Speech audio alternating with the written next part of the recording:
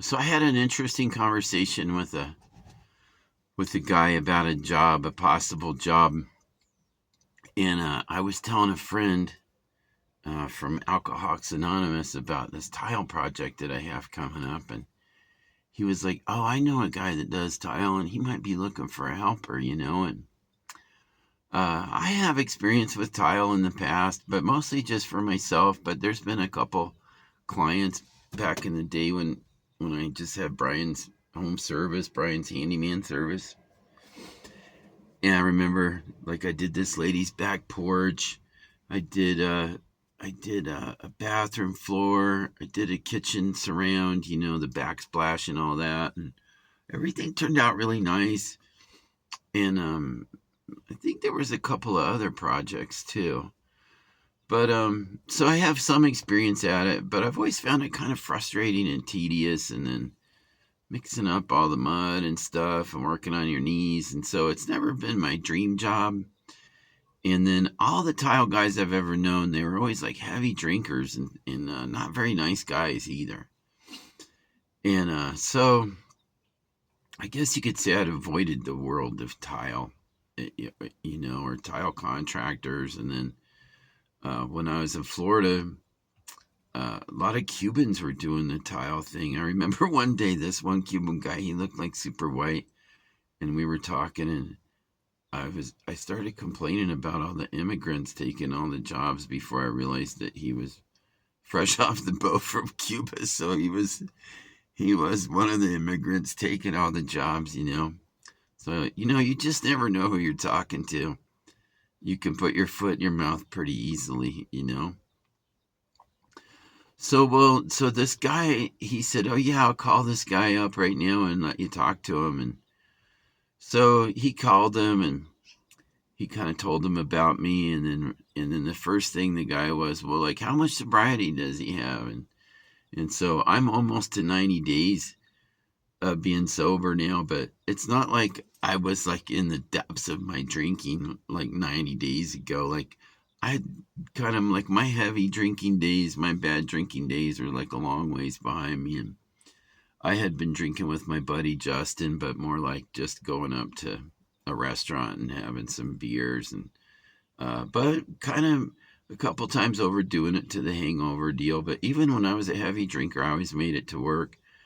And then sometimes I drank at work. Like, I had a boss that would be like, sometimes we'd run into a real complicated framing situation or something, and he'd say, well, let's have a beer and a smoke and think about it. And so we'd light a cigarette, we'd grab a couple beers from the cooler, and then we would just talk about that situation and how we could remedy it. And I remember then when I decided I was going to quit smoking, he was like, "Well, how are we going to have a smoke and think about things now?" But my problem drinking was really more like serious blackout drinking, and then just causing all kinds of trouble whenever I would get good and drunk. I would just be a horrible drunk, just a horrible drunk.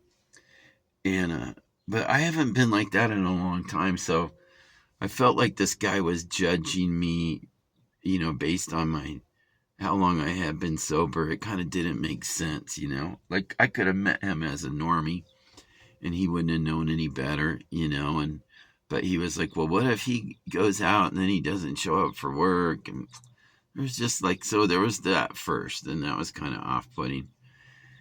And then he was like, "Well, do you have your tools? What do you got for tools?" And uh, it's been so long since I've actually done a tile job. I kind of forgot the name. That trowel that has all the little zigzaggy things, and they come in different sizes. I forgot. Was that thing called a trowel, or I thought maybe it had another special name. So I was like kind of like stimming it on and stuttering because I like kind of couldn't think of it. And then I have like a wet saw that I use, but I don't have that scoring thing. But I've always just used a wet saw. But I have a feeling this job that I have now, these bigger porcelain tiles, I probably need that scoring thing. But so he kind of put me on spot about the tools. But then I said, well, whatever tools that I'll be needing, I'll have by the time I finish this job. Like, I need one of those big drills that can handle that big paddle so I can mix my thin set. So I got a couple of tools that I'm going to have to get. But, and then, well, he asked me about the job that I was working on now, and he was like, how much is it paying? And I said, oh, I'm just charging the guy 35 an hour, but I'm super happy with that. And he was like, well, boy, you're not making much money there. Like it was like nothing, But for me, since I've been so broke, I felt like a millionaire when I got paid for a couple days. And that seems like a good wage. I was happy with that. I really can't. And then, so then there came a time where he asked me how much I wanted to work for him. And I just shot off the hip. I was like, like $20 an hour. And then his reaction was like, I think maybe he laughed or something, but I could tell he was like, there ain't no way that's going to happen. He said it would be 15 an hour. And I said, wow, that 15 an hour that you're just offering me makes the 35 an hour that you said wasn't very good money sound like pretty good money. So it was ironic that the $35 an hour that I'm making, he made it sound like I wasn't making enough. And then he makes me this offer of $15 an hour, which, it's kind of funny, just how people think about money and how they are and everything, and, that's really dialing back the hands of time, $15 an hour. Like when I first got my first plumbing job in Florida in 1988, I made $5 an hour as an entry-level plumber's helper. So then, how many years has gone by? 25, 30. So then, 35 years later, my offer as an entry-level tile helper is only $15 an hour. So that's only a $10 increase for 35 years, which is quite amazing, and pretty unrealistic. I mean, I already know that $19 an hour doesn't work, so how's 15 going to work, right? But this other guy had told me that he pays cash, and I thought, well, it's better than nothing, Let's say 15 times 8, that's 80, and then you got the fives there, so 8 times 5 is 40. So it's 120 cash. In a way, for a guy who's not doing anything else and is getting ready to slit his throat, in a way it doesn't sound that bad, Although then the old truck, the gas mileage is bad, and he asked what I had, if I had a car, and I just told him I had a truck, but I'm sure he doesn't picture the old rust bucket. And now gas here is like about $4.50 a gallon for premium, which is what I usually run. So just getting to the job site could cost me a little bit. And so, well, it's not very good money really, but I was kind of thinking about it, but I could tell that the guy was he's like one of those, it's my way or the highway type guys. And he was already talking like that, even though we just met. And I just realized, oh, fuck, this is another one of those asshole men that I've had to work for in the past. And I know he's not going to be happy with nothing that I do. He's going to be just like, tough to deal with. He knows everything. He doesn't want to give me any credit for all the years I've been here on the earth, and, the carpentry and all the stuff that I've done. It's like it counts for nothing, and so I don't really know about that, and at first I felt like, oh, well, it's something, but like my intuition just kind of told me, like, well, do you, Bride, do you really want to get involved with some jackass that's not going to be nice to you, may even yell at you, and not treat you that good, even as a helper? And do I really want to be a tile guy's helper? And do I really want to be anybody's helper? Not really. I feel like I'm done helping, I've helped plenty. I've helped enough. But it'd be better than starving. And I might be able to put together like $500 a week or something doing it. So I haven't decided yet exactly. And so then I told them, I said, well, hey, it's an interesting time because I could, take some pictures of this job I'm doing as it evolves, and so you could kind of see what kind of work I'm doing, before we had to work together. And I said, well, maybe, if I get in a jam, or I could ask you some questions or something. And he was like, well, how much are you going to pay me for that? And so I told him $15 an hour, and he didn't like that. He was like, well, I forget what he said, but, uh, uh, so, what was the other thing about him?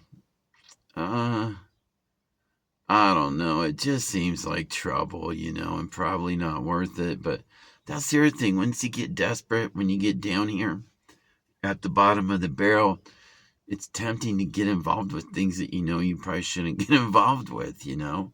It's almost like if somebody told me, hey, Brian, let's go rob a bank. I got a plan.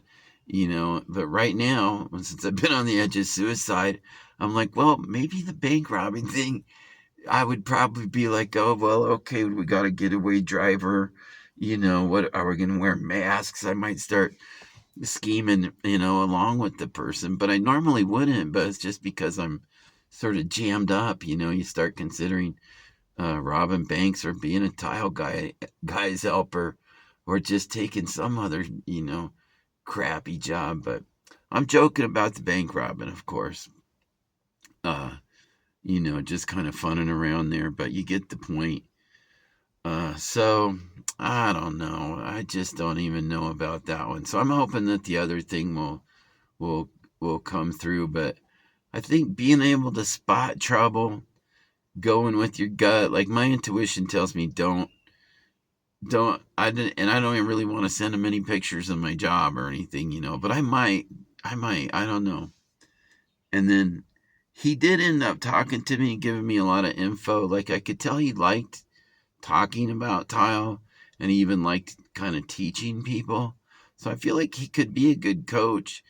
It just somehow, if we could start the relationship off where he had like low expectations, like if I'm really a tile man's helper, then I probably don't have to know everything, And if maybe, I don't know, if I could just tell him, like, just assume I don't know anything, and we'll do the $15 an hour for now, and then if things go well, But I do feel like I could help him a lot. I mean, I feel like it would be really good for him, that I could be really good to help to him. And that he could probably leave me alone on the jobs. I'm not going to be, screwing around or taking off or drinking. I don't even smoke cigarettes or vape, or, and I'm pretty responsible person mostly, But, yeah, so, well, I don't know what to do there exactly, but the lighting was good right now, and my roommate's not here banging doors or anything, so I just thought it would be fun to make one more video tonight. And, well, so that's all I got. We'll talk to you next time.